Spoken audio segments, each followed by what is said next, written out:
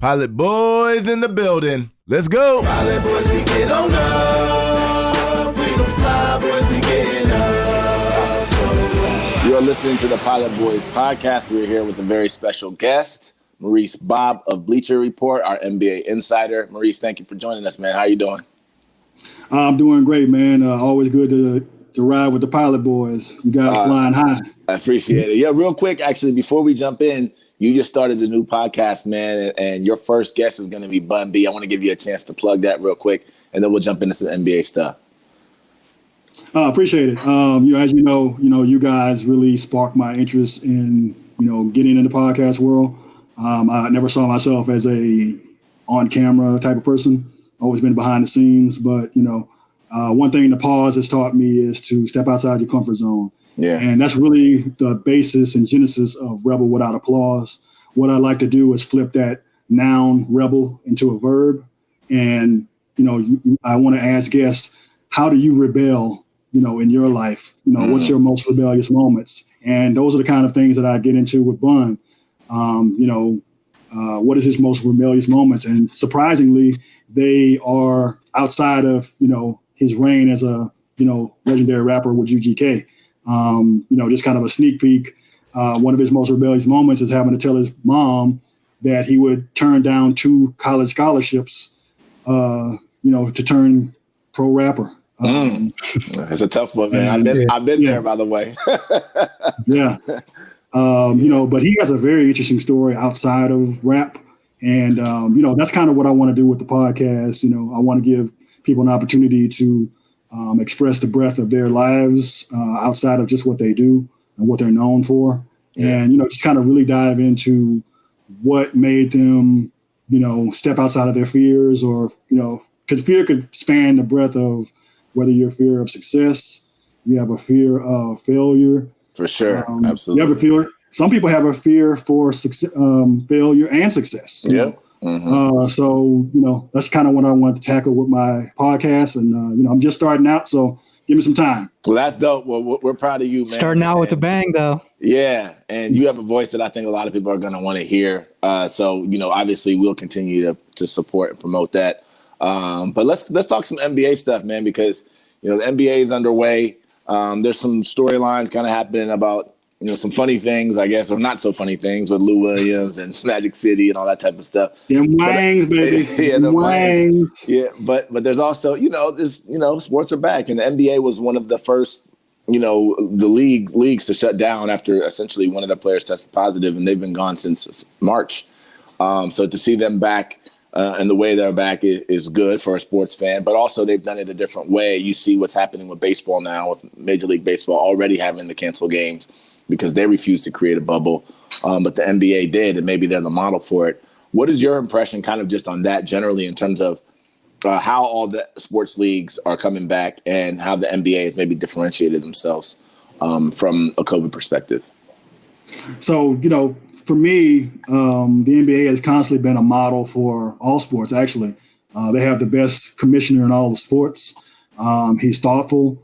He doesn't, move without general input from the players. He empowers the players as well. So, he took all of that input and created, I think, a great, model for how we're going to get back into sports, during COVID times. Obviously, it's the goalposts keeps moving. We don't know what's going to happen. Right. Even within the bubble of the NBA, you have certain aspects where a player gets a meal and all of a sudden he's got to be quarantined for 10 days. So, it's still a, learning progress. And I think it's easier for the NBA because not only did they pare down to just the teams that are going to make the playoffs, but, the rosters are a lot, smaller, if you want to compare it to like football. Right. Those huge rosters. And also they're starting at the beginning of the season. So all teams have to participate. And, what are you going to do? Are you going to sequester them, find a place where can they be away from their families that long? These are a lot of things to consider. And I think that's what baseball did is they tried to move forward with a somewhat normal scheduling. And it's blowing up in their face because now, a whole bunch of teams are going to have to pause and say, okay, look, what are we going to do if this player or a lot of players test positive in the case of the Florida Marlins? So, I mean, And as far as that too, like I have to imagine that, you know, and that they're going to be expanded rosters, or at least, you know, people that they're ready to call up. I mean, is this something that we're likely to see a bunch of G League players or, you know, international players that come over to fill rosters as this season continues to go on? Is that something that we should be looking out for? And thankfully, there's no shortage of those. Right. You know, there are a lot of great talent, you know, in the overseas leagues or G leagues or what have you. And it's always been the next man up. You know, if you can't, you know, serve your duty or play or for whatever reason, if you want to opt out, you know, you saw a lot of 10 players opted out of playing in the NFL, you know, 5 on the Patriots alone. Yep. You know, so when you have these voids to fill, there's a lot of talent still out there, you know. And so, you know, if I'm a player who's trying to get an opportunity, I'm looking at this, you know, kind of in a salivating form, like, hey, this is my time. Let me step up, you know, and be ready. So I would say, you know, athletes from across the spectrum, they need to be ready. And, you know, they need to prepare their families like, hey, I may need to be gone for X amount of time. Right. This is my opportunity to shine. And, you know, I'm going to have to take that opportunity. Yeah. So, you know, I think that's a positive for sports because, you know, there's no shortage of people to play. What do you think is going to happen as far as the quality of basketball we're going to see, right? Because there are two sides of the spectrum on this, right? One is that because the players are so restricted, they're used to having so much freedom and they pretty much have to eat shit and breathe basketball 24/7, that we're going to see a very, very competitive NBA. And on the other end, there are concerns that all of these distractions outside that are happening in the real world are potentially going to have an impact. I just want to see where you fell on that spectrum. You know, I mean, as Lou Williams showed you, it's very tough, you know, to keep a handle on that. You know, he had an excused absence and, you know, used bad judgment while he was on that excused absence. So, you know, I think he's going to serve as a model like, okay, well, this happened to Lou Williams. You know, we can't let that happen again. And, you know, hopefully players will be able to lock in. But, you know, when it comes to the level of competition, the thing about sports that's so great is, you know, we all like an underdog story. So these are opportunities for players to step out and, you know, show what they can do that have been lying in wait. You know, obviously we're looking at a glorified summer league with these scrimmages, but I can tell you, I already have a favorite that I'm looking at, Bol Bol. Yeah, I was just going to ask you about him. You know, I mean, I really can't believe he slid so far. And looking at him, you know, obviously you see remnants of his father, but this guy has touch. I mean, he could dribble, shoot, he could pull up a three, block shots, get to it. You know, he looks like a praying mantis out there, but you know, if he can put on some weight, he might be a poor man's, you know, Kevin Durant if given the opportunity and he continues to build. Now, obviously, Kevin Durant is, you know, not respected enough, I think, for his athleticism, and I don't think Bol has that, but he has the length. You know, and he's got these other touches and talents. And I think if given the room to really grow and foster that, he could be a serious steal for the Denver Nuggets. So, you know, I like stories like that. It seems like the Denver Nuggets have done a great job in the last 2 drafts, recognizing guys that have immense talent, that have some injury concerns. I forget the player they drafted last year out of Missouri.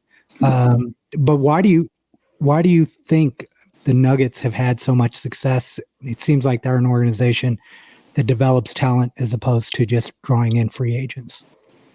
Well, I think obviously, you know, they have great personnel that can go out and scout, but I think, you know, they're operating under the radar, if you will.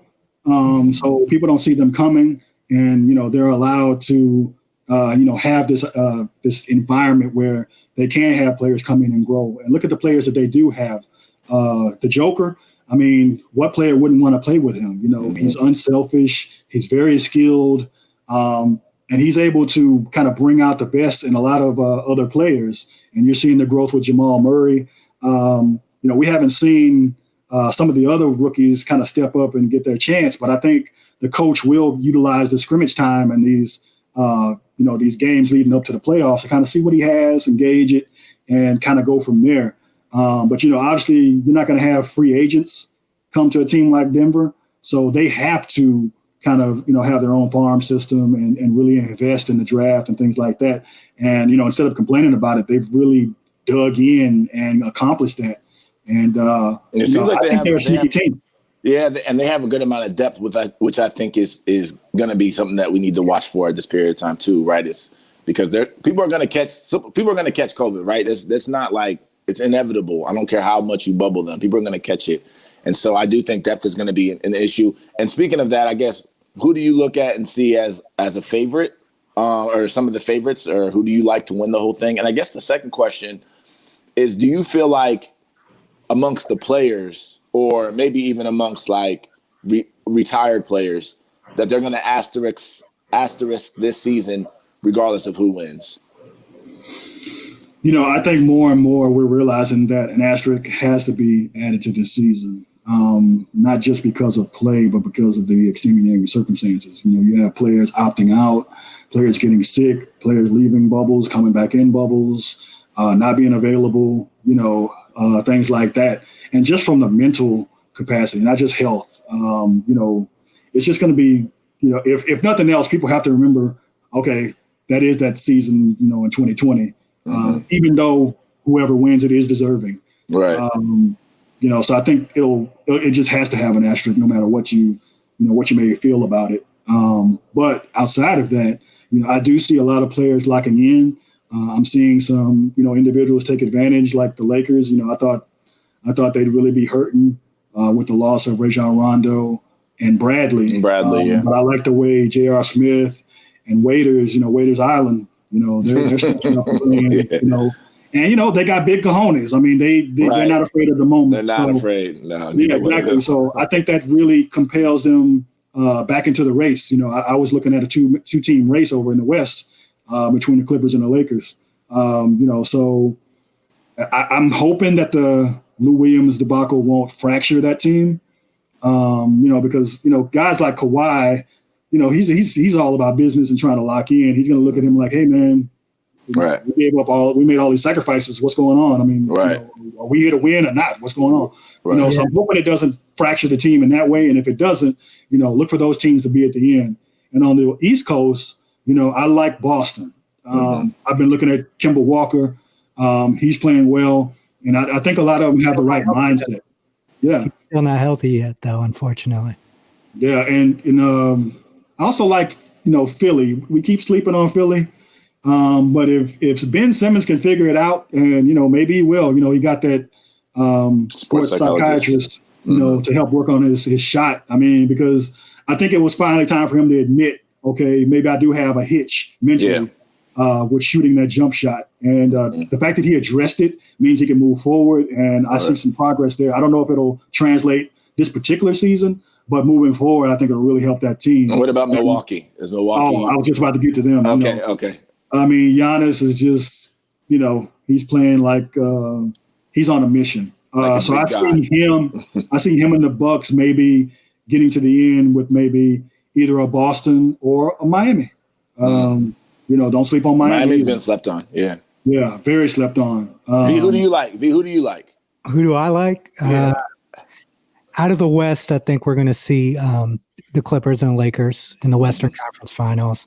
And in the East, I do agree that we're going to see the Bucks and Boston. Those are the two best teams in the East. I'm going to pick Miami and Milwaukee. Toronto Raptors, though, they do still have a solid team. It seems like people just want to excuse them, but they play very well. But I wanted to ask you a question on the Lakers specifically, right? You talked about replacing Avery Bradley and Rajon Rondo with Waiters and J.R. Smith. It seems like the issues that have plagued the Lakers all season was inconsistent defensive on the defensive end outside of Anthony Davis, obviously, who's a defensive player of the year candidate. How much do you think losing those guys on the defensive end is going to impact the Lakers in a series with the Clippers where defense is going to be critical? So, I think with Davis in the middle, the guards on the perimeter, they can take chances. Mm-hmm. Now, you lose a serious one-on-one defender in Bradley. Mm-hmm. But, people forget that J.R. Smith, used to be a pretty good defender. And I think he's extra motivated. When you look at him play, he's really motivated to kind of show that he's not washed.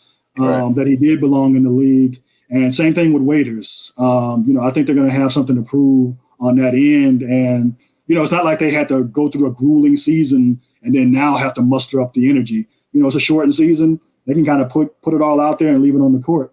I still believe in Caruso as well. He's a great defender. If he can stay out of foul trouble, obviously. Right.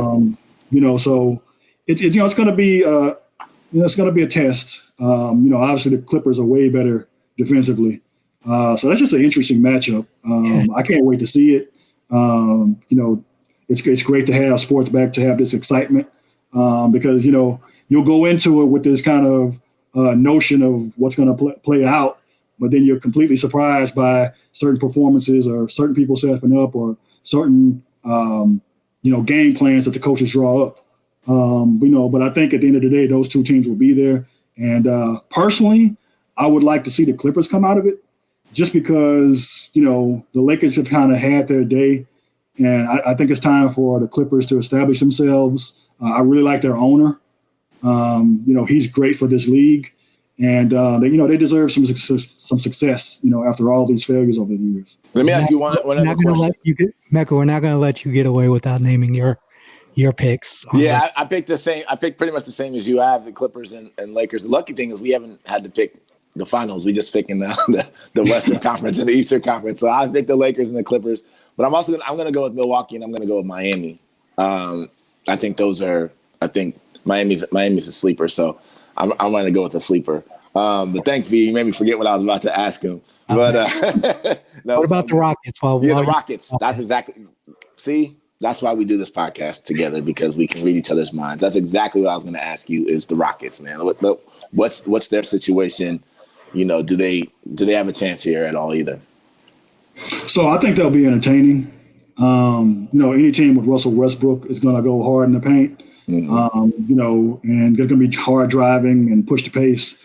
But I don't know what it is. I see James Harden, he's getting buckets and things like that, but he looks somewhat, stuck in this quicksand for some reason when I look at him play. I'm hoping he'll step it up, as the games wear on, because, these are kind of meaningless games right now. But something about him doesn't, look right when I'm watching him play. And, I just at the end of the day, I think they'll be exciting, but I don't think they're going to be there. They'll be lucky to get past the first round, depending on who they get matched up with. So I really don't see them, getting there at the end. It'll be a complete shock to me, if they're at the end. They just don't have the height. They have the heart. Right. But I think, being, coming up short in the height department is going to hurt them when you look at these teams in the West that are, killing it height-wise. I mean, look at Denver. Yeah. Wow. Super long. Do you think Memphis is going to hold on to the 8th seed, or do you think Portland or another team is going to take that from them? I think Portland's going to take it. I don't know if numerically they can catch up, but if anybody will take it from them, it'll be Portland. Yeah. I like how they're looking. Nurkic looks like his old self. I think Carmelo's got something to prove. He's already got a new name, Skinny Mello, and he's using it to his advantage. So I think the Trailblazers are really a team to watch out for, especially if they can gel with Nurkic back in the lineup. Do you think they could give the Lakers problems? Sorry. Oh yeah, no, you're good. The Lakers don't want to see Portland early. Because Dame Lillard is just not scared at the moment. Nobody can stop him either. They don't have anybody that can guard him. Yeah, and and I think he lives for those moments. I mean, yeah, he does. Especially with the level of competition, he would love to go up against LeBron and take him out. Right. So they should be very scared of the Trailblazers. Yeah. Yeah, I have one last question for you. About the season. I think this season, interestingly enough, even though it's in the bridge season and we talked about the asterisks and so on and so forth, there's actually a lot at stake here from a historical perspective. This season, if particularly if LeBron and the Lakers win, or if Kawhi and the Clippers win, right? Now you're talking about, these are two guys that are in GOAT arguments if that happens, right? And what do you think it does for Kawhi in particular, for his potential GOAT argument if they go on and win the championship, if they take down the Lakers and go on and win the championship? What is that? How does that start to place him in his GOAT argument? So Kawhi is a very interesting case study. Here he is with multiple Finals MVPs, but he's never had a regular season MVP.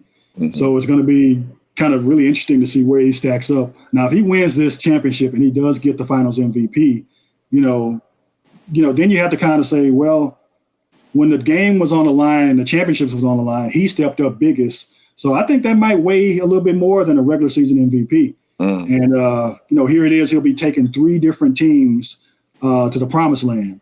And, to me, that's going to separate him, from the rest of the pack and put him maybe in the top 12, maybe top 15, 12 players. But he's got to win the Finals MVP while doing it. He can't just be kind of one of the band of brothers. He's got to, really step up like he did last season and lift up the. Do you think if that starts to put him on the GOAT trajectory? Because there are not really that many people that really can even have a chance of entering the argument. And V and I have talked about this before. Go ahead, V. Him and Giannis are probably the only ones of the current guys. Yeah, because Giannis is young, even though he hasn't won yet. But Kawhi is starting. Does that put him on a real trajectory? I mean, could he eventually do something that will make us say, yeah, he's the GOAT if he wins this year? So it's kind of interesting. It's going to be hard for him to be considered, quote unquote, the GOAT. Mm-hmm. If you remember, even though he's been able to play through, he has a bunch of injuries and he's got this whole load management thing going for him. Mm-hmm. He's going to kind of put himself in the stratosphere of a Barry Sanders, for instance, or a player like that, or Bo Jackson, something like that, where he's great, but you can't put him in the GOAT conversation because he wasn't there, showing up for every game, really, being the kind of cornerstone for a franchise. Now, sure, he took the baton and ran the last leg and got him there. So he's going to be in the conversations as far as greatest players to ever play. But as far as GOAT, I don't think he'll ever get there because he won't have the numbers. He won't have all the longevity and things like that to stack up against, like a LeBron or a Jordan. But he'll be a very interesting case study because kind of as he goes along, how many championships did he get? How many Finals MVPs? Because we know he's not going to get. And who did he take down in the process too? That's another thing too, which I think will help him at least if he gets. Yeah, there. Exactly. So I'm just very curious to see how he plays out and kind of over the long haul, if he changes his mind and kind of goes back to being a durable, rugged player that plays 82 games. I don't know if we'll ever see that with him. Right. Well, do you think that it matters in this discussion, right? One of the things that Jordan fans always go to is that the Bulls had never won anything before he got there, right? Do you think that if Kawhi takes the Raptors and the Clippers, 2 teams that have never won before, to the promised land, does that impact the conversation at all? It has to. It has to. I mean, sure, he was on the tail end of a dynasty in San Antonio, so we kind of scrubbed that. But I mean, he took a franchise that nobody would have ever thought would have won a championship ever in Toronto. Now the Clippers, they've kind of been up and down. They've had some good teams or some fun teams. They had the Lob City, teams like that. But they've always been kind of the stepchild of the Lakers. So if he can catapult them finally to a championship in LA, he's going to be a legend, no matter how you look at it. And, for me, that's going to mean a lot to his legacy.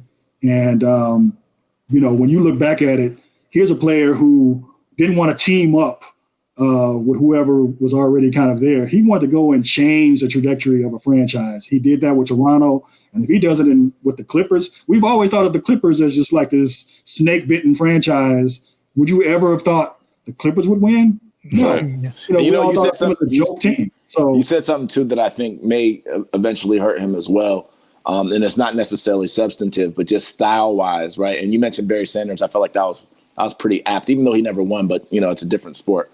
But even in terms of their quiet, they're just quiet assassins. They're not people that are all up in your face. And most of the GOATs that we talk about, particularly in basketball, people who even have a chance of being talked about, like obviously Jordan's the GOAT, but then you have Kobe and you have LeBron. And, those are guys that are more out there, more outspoken, a little flashier, so on and so forth. So they even have some of their appeal is not just basketball appeal. It's actually been broader than that. They've kind of expanded in the pop culture. Kawhi hasn't doesn't really have an interest in doing that. And I think that could potentially hurt him too, for people who are non-basketball people, in terms of whether or not he gets kind of the hype and the praise. But I think you're right. He is a very interesting case study.